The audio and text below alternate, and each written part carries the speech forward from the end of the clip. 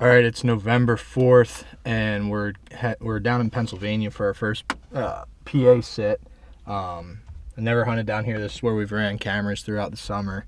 We haven't been back to check them since middle of September, I think. And the thought process for today is just kind of like a learning hunting day, I guess. We're going to bounce around, check these cameras, probably pull most of them, throw them in the pack, and then the other spot that we got a kayak into, we'll see how the day goes. We might bounce back into some of the bigger woods there, but figured we'd hit these easy access ones first before we just didn't have a chance to. So that's the plan for the morning. We'll get down in here. We got a good breeze. We'll get everything to go. We got the saddles. We'll throw them on and get to rocking.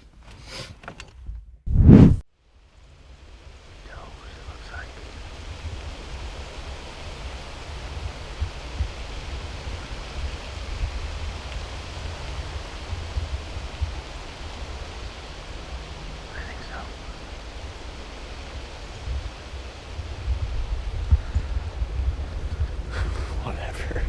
I've seen more deer on this road walking in than I've seen hunting in New York all year.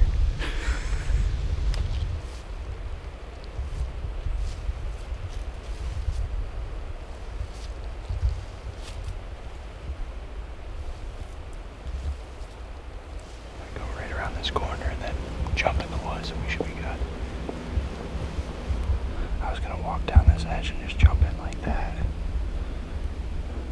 But it almost makes sense just going right here in case there's anything hanging out in that thick stuff. Sure, sound good to you?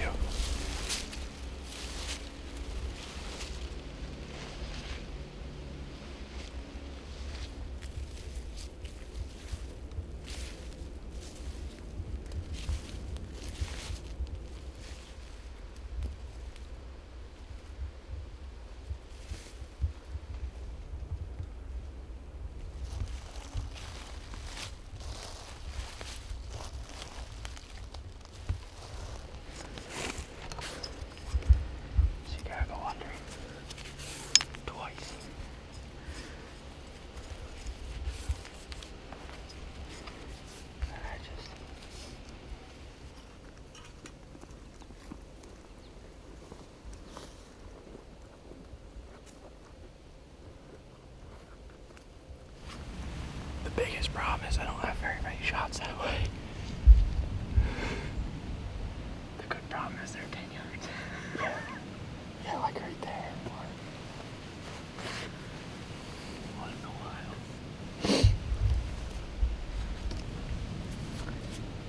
The problem is you are alive. We finally got in the biggest tree in the woods. While we were setting up, we had 4 deer come barreling in, 2 does, a doe, and then a fawn came right under the tree here when I just got up. So something's going on. I don't know if there's a buck chasing something back over there, but they're just barreling off this side hill here.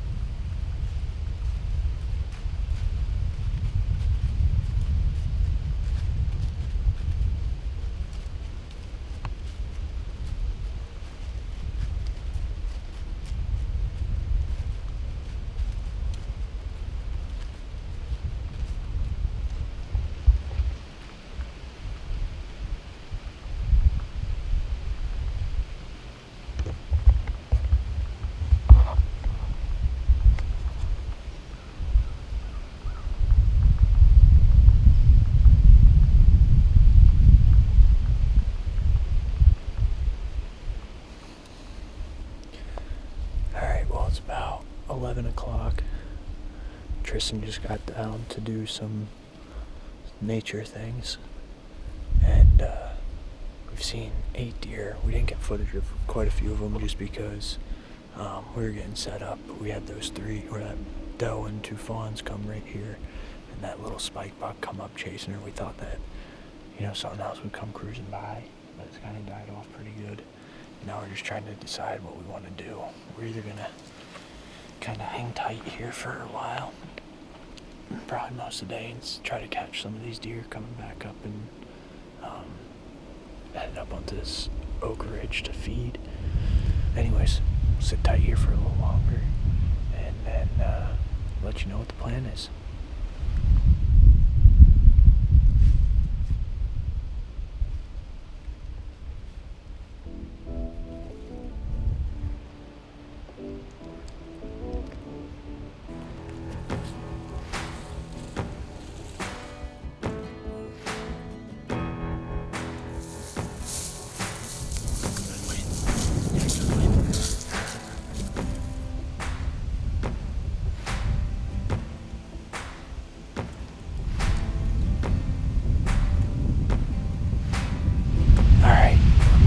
Quick, because being the dumb person I am, I forgot our wireless mics. I also forgot the card for our second angle. We're kind of on the back side of a cut. It starts to drop off. We got a big bowl in front of us, another big point off to the side. But we're starting to get to that mountain laurel area. If you can see back behind me, there's a little pocket of trees back there. When we were getting out of the other spot and kind of scouting our way back into the truck, noticed in these big cuts it's real thick, but you get those little pockets of trees, and it was just, there's a pile of deer sign in there, rubs, beds, everything like that. Makes a lot of sense for a deer to be bedded up in there. So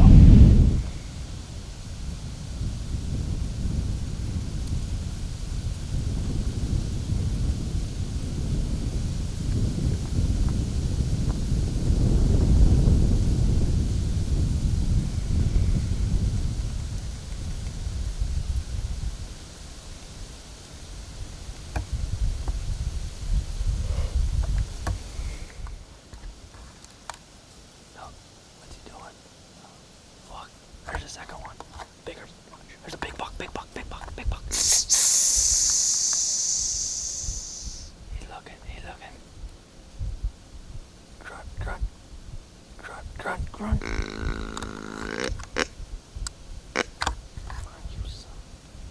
It just, oh man, that was 3 bucks. That was 3 bucks. That one was a big 8, a good 8.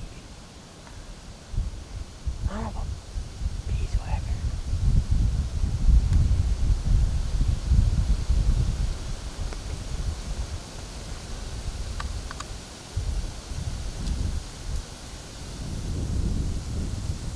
It's probably what, 4:15. We just had 3 bucks come right behind us here. It's real thick stuff. I don't know if we were able to get any footage of it or not, but we saw a doe down here about a half hour after we set up, and it looks like it came out of that island of trees over there. They were within 25 yards. You just obviously can't shoot through it and stuff. Didn't want to come out in the open, so I don't know if we missed a doe go by or what, but still pretty cool. One was a decent 8. The other 2 were pretty small, so night is still young. It's starting to get a little colder, which I'm not prepared for, but cool. Seen lots of deer today.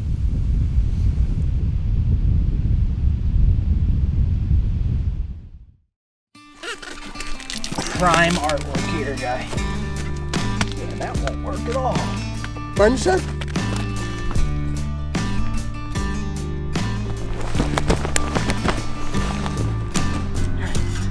Good thing the right cues on there. Is you still alive?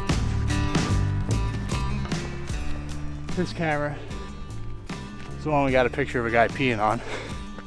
But Tristan and I, when we hunted, we were down over this lip. You can see there's some of these taller trees out in this cut, and that's really what I'm interested in. We were hunting, we had those 4 bucks come out of that. Kind of what we're putting together is those deer are bedding in there and then working out into these fields and stuff up here. So hopefully we'll be able to get back in there, but we'll pull this one. Once we get over this crest, we should start to be on south facing. We'll see what that snow looks like, and hopefully it's not as bad. But I mean, I'm not surprised we haven't really found much for deer sign up here, just because I don't want to be here, so why would they?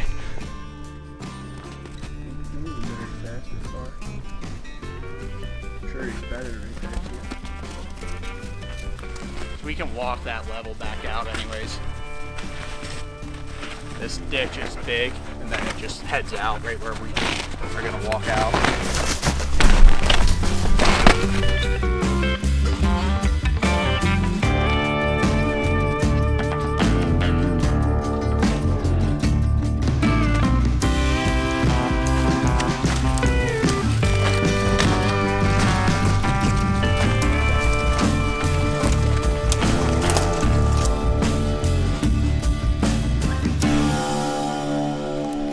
So we worked our way out to the point of this. This is a southern facing knob. And I just pulled up Onyx here. He's right on this knob here. There's a nice rub right here. There's been a good run, but if a buck's bedded here, I mean, he can see just about anything he wants. He's got this cut right above him. Any north wind, he can watch all this with the wind at his back. And if he sees something, he can bail back up into there. If he smells something, boom, down to this ditch. They're always in a spot where they can put a terrain feature in between you and them. This makes a lot of sense. This is a point, like I said, but he could dip off that side, gone, never see him. Dip off that side, gone, never see him. Or go back up into cover. Bed. Boom.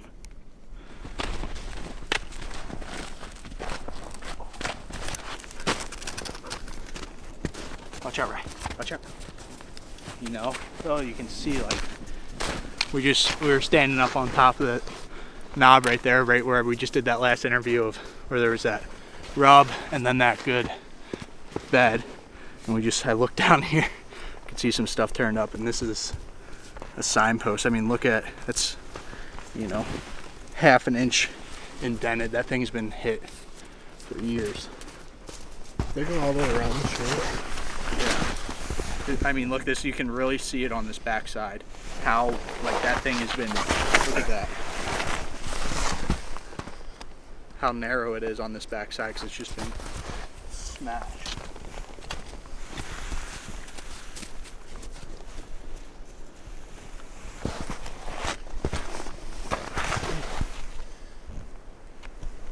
It's making some sense. It's making some sense. It's cool though. I love finding them. Big ups. Alright. Well, we head back or work our way back, or? We should probably go pull that camera while we're in here, huh? Yeah. We're wrapping up our scouting, and we're coming back down through here. And this is just like, I mean, there's probably 20 deer down through here. There they all go. But this is exactly what we were finding all that deer sign in. But we're gonna head to Chef Jeff's. Hopefully you guys enjoyed the hunt that we brought to you earlier. We're gonna make some duck bacon there. He's gonna go through the recipe, so we'll see when we get there. See, one's still standing down there. What's the report, Jeff? Chef Jeff, it's been some time. It's been some time. We're making. You haven't been chefing. I have not been chefing. No, you've been chefing. We've just not been. Well, I've been chefing in the new pad. We're making. Check this out. Jeff got a new pad. Look at this. This is pretty neat. It's a lunch meat drawer, but it's way better suited for beer. We're making goose bacon. I mean, bacon. Yeah, it's got to be good. What else can you say? Frederick's over there just way whooped out from our hike earlier today. Hold on. I don't think we got a good shot of it earlier. Let's see the haircut. Oh. Look at that thing. The girlfriend kind of Good job, Alyssa. botched it. She forgot to put the head on. Did you see it, Jeff?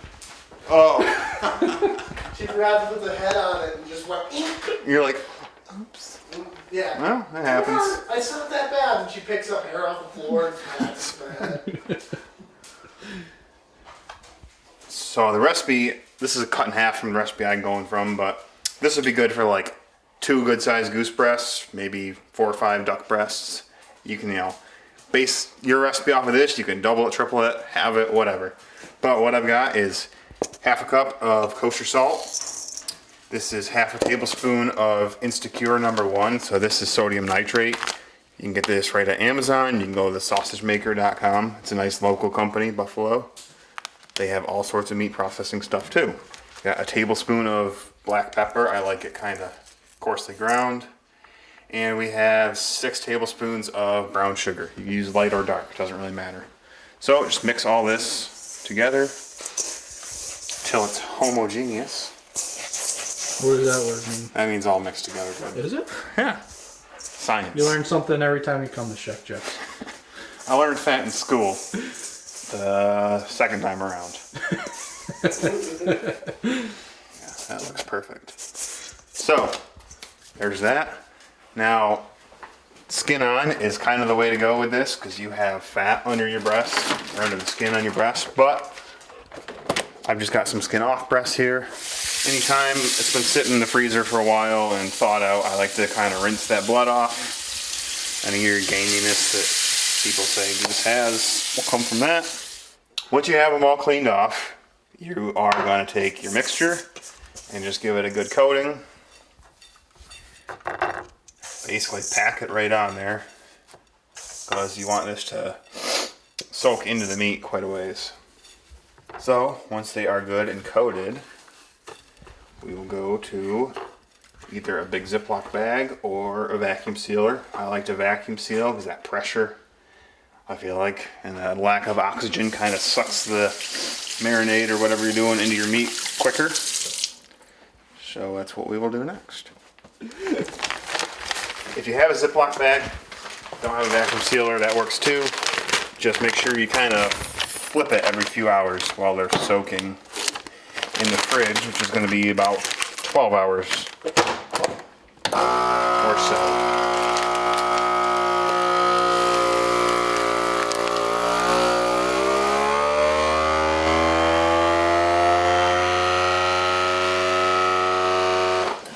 Toss them in the fridge. In the beverage drawer. In the beverage drawer if you have one, if you're so fancy. Come back in 12 hours. So these are ones I got around last night. Did all the same seasoning, all that. I rinsed them off this morning before work. Set them on this rack to dry. You want to do that for at least 2 to 4 hours. They win 8, so we'll see what what happens with that. Who knows? But we're gonna go put these in the smoker outside. Oh, dang. In the puddle. Clean up your puddles, man. Well, it's just melting. So I've got the smoker set at 125. You want it below 150 if you can do that. The smokes, we're not actually cooking this in the smoker. It's just for the smoked flavor you would get with bacon. So it's really, you don't want to get it all heated up in your fat, which is under your skin here, melted. So we're just going to toss it in there. And you want skin side up? Skin side up. That way any sort of fat that does melt comes down. And set it in there for about an hour or so. If you don't have a smoker, you can put it in the oven at as low as your oven goes and crack the door open so it doesn't get too warm. But smoker is the way to do bacon. We have been smoking actually at about 140 for about an hour now. So we're gonna check it out. See what it looks like. I can definitely tell that I'd rather this be half frozen for slicing because the skin is kind of moving and stuff. But so if you can see here on the skin how it's kind of shiny like that, that's going to be your fat. It's going to render down in, or at least render into your pan and help cook that. It should be pretty tasty. Frederick's migrated into the kitchen. He smells bacon. He's like, oh boy. I want to try this. I've never seen anything like this. So I've never done anything like this. I mean, that looks like bacon, though. Smells it. Smells bacony. So there's a little bit of fat rendering out of this. You might want to actually even add a little bit of oil if you have duck fat or whatever in the fridge, which I don't at this house. I did. I would do that. But it's looking pretty good. Smells good. It smells kind of bacony. Yeah. I'm excited to try it. You can see, even though this has been cooked, you can actually see with this where it's brown. That's where the cure didn't quite hit it. This redness is all cured stuff. So definitely next time around, either gonna cut my goose breast lengthwise in half thinner, or kind of let it go a little bit longer in the brine. Like this piece looks just like bacon. I'm thinking it's gonna be pretty good. All right, so this has been in the pan 10 minutes or so on a medium-high heat. You can see it's reddish. That color comes from that sodium nitrate, the Insecure #1. So it's going to turn to that color. The goose is rendering its fat. It's looking just like bacon, really. It smells smoky. You can smell the seasonings, the sugar, definitely. We're going to give it a few more minutes on this side, and we're going to give her a shot, but it's looking pretty good.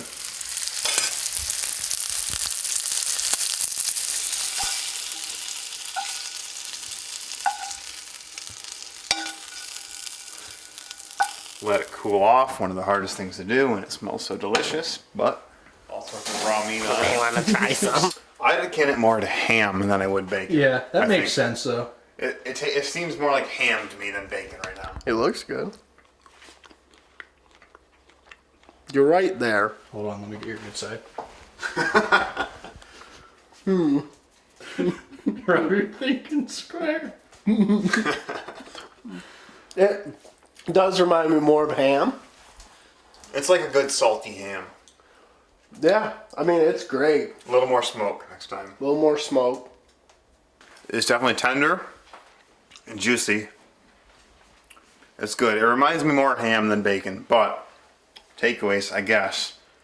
With a thick goose breast like that, next time I'm going to do a little less salt, definitely more time in the brine, and more smoke. Other than that, this is going to be a great way to use the geese you kill. I mean, this would be great for breakfast. That fat right there, I mean, if you can see how shiny that is. We didn't add anything to that pan. That's all delicious goose fat. I mean, these things were, this is a February goose, last year's Pennsylvania season, so they were bitter cold temperatures, eating corn every day, full of fat. Definitely good stuff. That's good. Goose bacon. Try it, babe. Oh, you don't have to tell me twice. Bigger pieces are a lot better. What do you think? I see the ham. For sure. It's good. If you are cooking goose skin on, something important to note is the color of the fat and what the geese are eating. If you've got a good pure white fat, that's what you're looking for. You can always take a little piece of it, toss it in a pan. If it stinks, whatever, you don't want them skin on. If it's an orangish, yellowish tint, maybe they're feeding in the water on aquatic plants, maybe on small crustaceans, that might give you your more goosey, gamey taste. So geese eating corn that are building up fat for the winter are going to be delicious. Just like a corn-fed steak, a corn-fed burger, whatever. It's going to be very similar to that. Yeah. I mean, this is good. This tastes like a good salty ham. I like it. You know what it reminds me of? The Canadian breakfast meat. Not like not Canadian bacon. They call it something. When we were out with Corey, he's like, yeah, and I got on the plate. I'm like, Corey, this is called a pork chop. It's like a thin pork chop. Oh, I was thinking maybe down in like Jersey they have pork roll, Taylor ham. Yeah. I grew up eating that, but yeah, for sure.